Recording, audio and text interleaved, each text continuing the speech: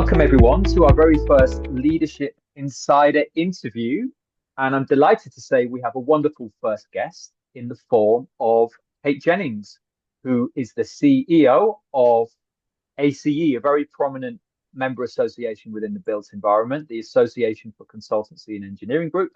And Kate has a extensive infrastructure career, including serving in the Foreign Office, the Cabinet Office, and the Department of Transport, leading on EU and international transport policy. This was followed by strategic leadership roles at the Railway Industry Association and Logistics UK before landing her current role at ACE. So, Kate, welcome. Thank you for joining us on our inaugural interview. How are you today? I'm good, thank you, Simon, and thank you for the opportunity. Absolute pleasure to have you. Well, let's be really good to get into this. So if we just kind of start, Kate, with if you could just give our listeners and viewers just a sense of your background, what led you to working within the infrastructure and transport industry. Of course. I mean, in some ways, I do wonder how I ended up in infrastructure, but it was where I started. So my dad was a builder. Both my parents left school at 14, in fact, but my dad had his own building company. My brother's an architect. But myself, I actually studied English at university, English literature. And my first job was in the Foreign Office. And the reason it was in the Foreign Office was because I wanted to travel. But as it happened, I was posted to Beijing. I did Chinese language training.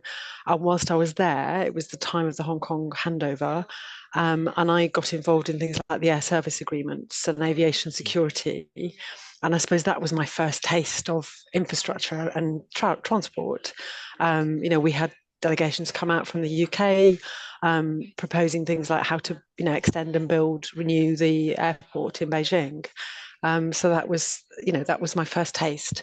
So when I subsequently came back to the UK, and I, had small children by then, and I was thinking, I'm not sure I want to travel anymore. I'm not sure that works for me and my family. That's how I ended up in the Cabinet Office and then DFT, thinking, well, maybe the Home Civil Service is a better place for me and my family. And then at predominantly for transport, I suppose that's where I learned about, EU regulation for transport, and then airports and airport expansion and airport and aviation policy, and then subsequently rail and rail investment. So I wouldn't say I had a big career plan, but it all sort of fell into place. Wow, and must have been such a fascinating time to be in China at the time of that sort of Hong Kong handover, and then yeah, it just sounds like really interesting departments, government departments that you've been a part of before you moved into member associations. What is it that you enjoy most about working in the industry, given that you've had quite a varied career so far? I suppose, whether I was, in the public sector working as a civil servant or now working as a trade association, I think I've always liked to be in outward-facing roles. I've always liked to be at the interface, I suppose, of different stakeholders. So that's one of the things I like. I like being at the cutting edge of important agendas, so whether it's decisions about airport expansion or EU exit, or now, just the whole infrastructure agenda is so central, isn't it, to things like climate change, and nature is a big agenda, and people, having the right infrastructure for people. So that's what I love. That's great. And like you say, just being at the sort of front face and being able to influence decisions, which are in turn going to be having a major impact on people's lives in terms of whether that's the train station that they commute in, for example. So all sounds fascinating. And what one thing we're keen to sort of get out of these series of interviews as we move forward with this is just to get a sense of what kind of industry trends people are seeing at the moment, given your role and the members that you work with. I'm sure you'll be interacting with a kind of host of organizations across the built environment, large members, small, medium sized. What sort of trends are you seeing at the moment? And onto that, what particular trends are of real interest to you? So representing suppliers, consultant suppliers, obviously one of the things they're always interested in is that clarity of pipeline of work. Where is the business coming from? And in particular, that then enables them to invest in skills or plan ahead or deliver their work cost effectively and efficiently. And I would say right now, one of the biggest trends, I suppose, is just the changes we're seeing as part of a new government, where it feels like a lot of the things that Labour said in their manifesto were things that my members would absolutely support. So things like Mm, commitment to zero carbon and energy transition, commitment to water investment and housing. Expanding housing. So overall, I would say the mood music suggests that there will be more investment. mm. And that will be good for members, and it will mean that we can deliver great things for people. I suppose, though, at the moment, we're at that point of uncertainty, aren't we, where we haven't seen the budget yet, we haven't seen the spending review yet. And so the trends, the mood music are, I suppose, positive but a bit uncertain. And everybody's very interested to see what happens in the next few days and what happens, I suppose, in the next 12 months in terms of that commitment to invest in infrastructure and housing. Indeed. And the thought just crossed my mind, but by the time this is put together and recorded, it will probably be post budget. So, Indeed, yeah, yeah. really interesting week for the industry, and I guess some unknowns now. So we're just going to have to see how things play out and what decisions are made, and how things hopefully move for the better over the next few years. But like you say, it's still early days. Before we start kind of talking about Labour's first 100 days in office or anything like that, we will make sure that this is a non-political podcast. And but no, another kind of question we were keen to ask you would be, what about mentors and role models? Given that you've worked internationally, China, Hong Kong, you were there time back in the UK, Cabinet Office and Department of Transport. Uh, we do hear from a lot of the people that we work with that the people who influence them, who are more experienced than them at various stages in their career, can have that sort of lasting impact. Are there any sort of people that spring to mind which um, you can think of that you would be interested to know how you got to know them, the nature of that relationship, and also what impacts they have on you? Yes, I mean, I feel very lucky. I'm very privileged in a way because whether it's in the public sector or the private sector, I feel like I've worked in some great teams and for some great leaders. Mm, And often you need different leadership styles at different moments. I think the leadership you need for something like the handover of Hong Kong or Brexit response, contingency planning is different sometimes than when you're in a more business as usual phase. But what I would say is there are some commonalities. I think in a great team, often people play to strengths and support your individual strengths. So I feel like where I've most developed or I've learned most, it's where I've had leaders who've backed me and had that confidence in me. But also, we've recognized where I didn't know everything and I had things to learn, and it's having that support and having those role models that you can learn from. So I didn't, before I was in the Department of Transport, I didn't really have a commercial background or understand, procurement policy, say, or commercial policy. That's one of the things I love actually about having moved around in the civil service is that you're constantly learning, you're constantly working with experts, and you learn so much from those experts. And I would say right now, in the current environment, working in infrastructure, I just look around my membership, and you see some fantastic women leaders in a way that you didn't, like 20 years ago. If you look at my board, both my chairs are female leaders in the industry, and they are, at the cutting edge of some of the green agendas and the infrastructure agendas. And I think having a diverse and mixed team, it just brings different capability. It just means that you're more likely to get it right. You have less groupthink, and more, sort of reflection. So yeah, I feel like I'm very lucky in the teams I've worked in and the role models and individuals that have inspired me. oh, fantastic. And I'm just, I suppose, kind of keeping with the sort of mentoring thing, what's the most helpful advice that you've been given in your career? It could have been when you first started or some point in the recent past. I suppose that thing about continuous learning, that and being, being free, being trusted, but then being encouraged to ask for help if you need it. I always felt that from the very beginning of my career. I remember feeling that, people sort of saying to me, well, we put you in this role because we believe in you, because we think you can do this. But if you need some help, just come and tell me, or just come and ask.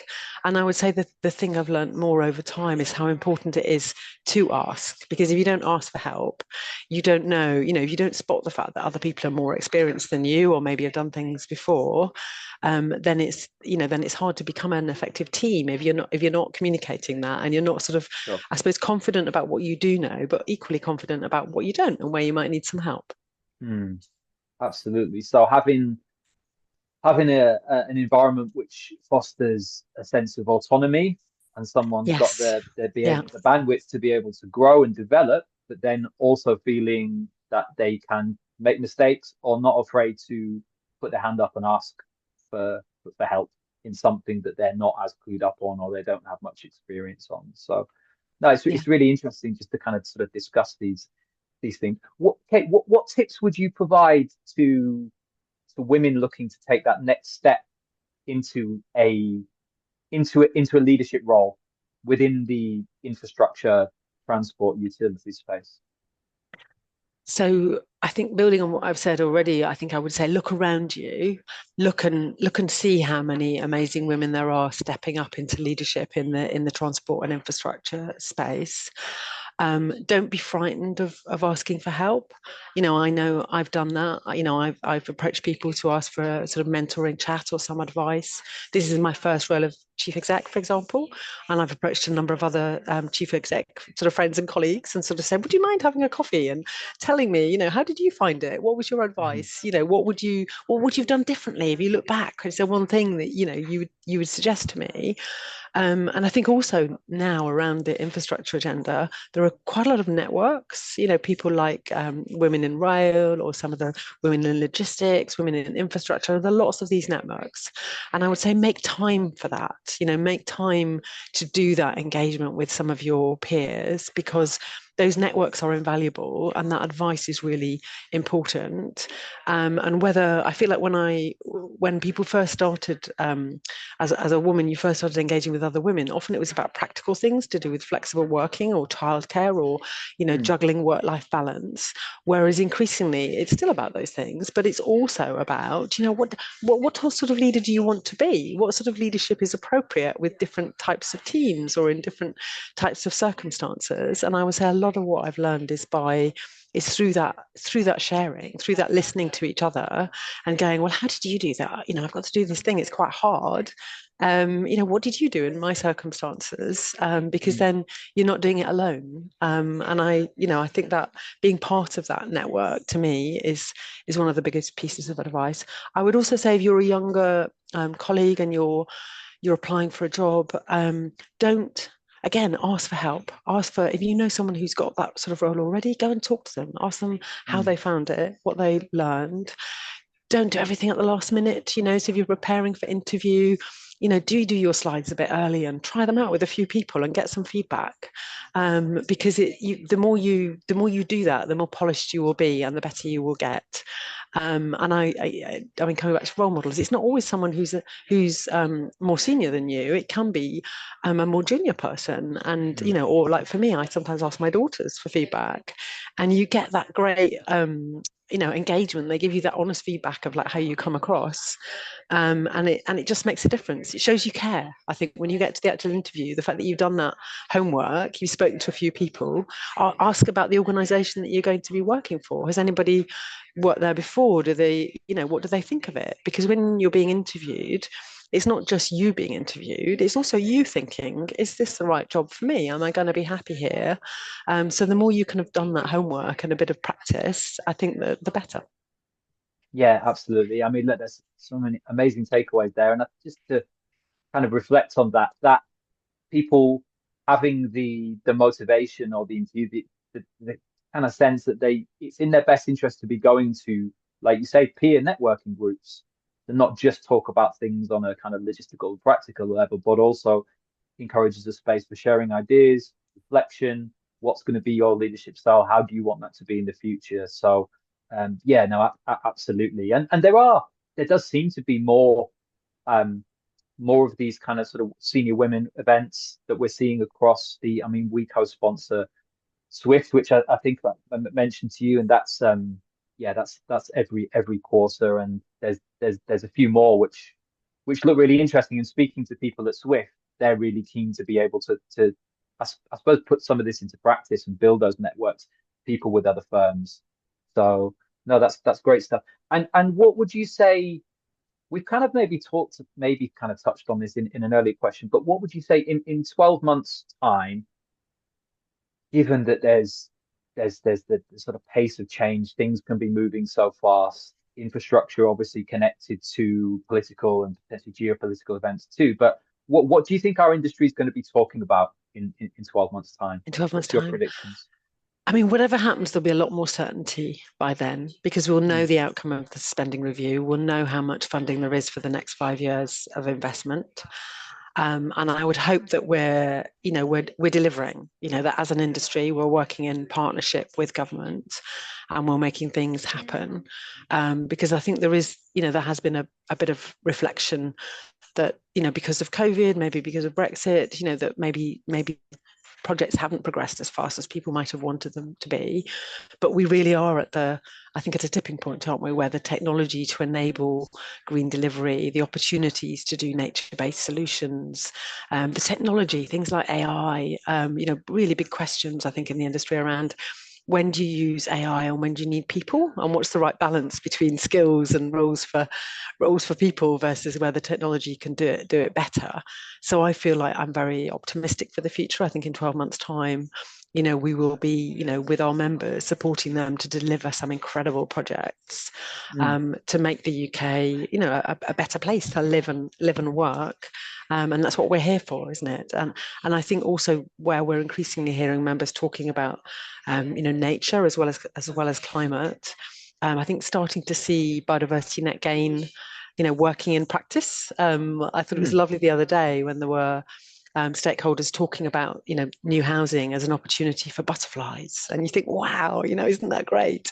And I think for young people coming through, maybe thinking about whether or not they should pursue a career in infrastructure and transport, I think that realization that this is where you can make a real difference to people, and to nature, and to the climate, is such a privilege, isn't it, to be working in our world. And I feel like in 12 months' time, we will, be getting on with it, and doing mm. real important things.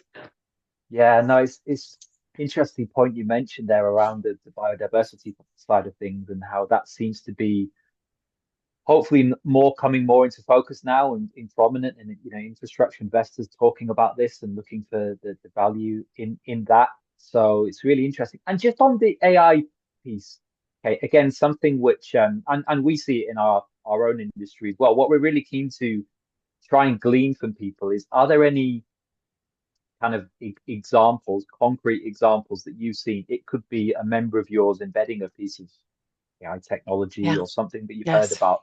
Anything there? Because organizations, we see it where they can not necessarily get lost in the AI challenge, but it's like, right, well, is there an example which you can think of where that's actually made something more efficient for an individual or a team or an organization? More effective. I mean, this is so I went to a conference recently, which was, and I was sitting actually on the table, which was, with the people working in innovation, and technology. So actually, I can give you a few examples, Oh, yeah. of that people were telling me about, and they were all pretty amazing. So one of them was the ability to use satellite data, to monitor biodiversity along the highways, and to model Wow. that. And you just think, wow, is that really happening? That's happening right now.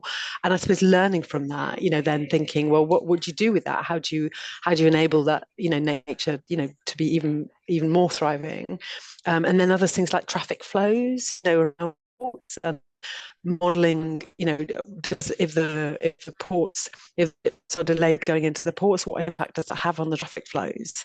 And can you anticipate that? You know, if you know that when the ferry's delayed, that creates a blockage or slows down the traffic. If you know that's going to happen, can you anticipate that in some way and change the traffic flows? So they both felt to me like really practical, tangible examples of things that could make the world work better. And it's exciting to think that this stuff is happening already, isn't it? Yeah, I for do know sure. as well that people are starting to use technologies for procurement, Mm. but that's where it's more sensitive, isn't it? It's sort of saying, well, actually, when do you shouldn't be saying no to using technologies to help inform your bids for work, but what you should be doing is using that technology to make you even better, being clear about how you've used the technology and where you've used people, so that you'll deploy that technology in the most appropriate way. So yeah, we live in very exciting times, I think. Yeah, no, wow, it's so interesting examples. And I'd never even kind of heard of Yeah. these kind of things before. So really pleased that we kind of asked the question on that one. Having sort of spoken about industry trends and things you're seeing, I suppose we're just keen to get a sense of you as a person, when you're not within the infrastructure industry, how you like to spend your spare time, any interesting hobbies? I mean, I love spending time with friends and family, I would say. So I'm very proud of my children. They're all doing very different things, but we spend a lot of time together. I love going to the theatre and galleries. I like going walking and hiking and camping. I think it's like the opposite of being in London at work, to be, in a campsite in the middle of nowhere, watching the stars or something. Yeah, so lots of hobbies, but mostly being with friends and family. Fantastic. Yeah. And you just reminded me, my daughter's pressuring me for a camping trip soon. So I'll be getting the tent, I think, from Halford to somewhere, but it's not necessarily the weather for that now, is it? But No, that's maybe great next stuff. summer. But yeah, and I'll put it off till then. But look, Kate, it's been wonderful to talk to you. And yeah, just thank you so much for just being so, open and just talking about your experiences in the industry and the trends that you're seeing. I'm sure that there's going to be lots of invaluable nuggets for our listeners. So thank you very much for your time and for joining us. And we will hopefully speak to you soon. No, thank you, Simon, for the opportunity.